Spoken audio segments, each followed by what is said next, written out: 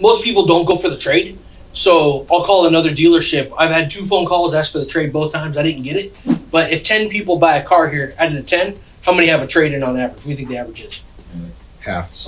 Half, right? Yeah. So half the time, I got a trade. So if her son would have been driving anything, what are you driving now? CX-5. Oh, cool. What year?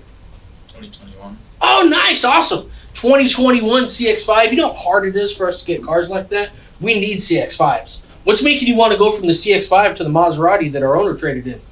It's a Maserati. Yeah, man, I don't blame him. So get excited about his current car, because whenever you get the trade involved, availability, price, all that stuff goes out of the window. And if I call another dealership, they don't engage the trade. They never do. So we don't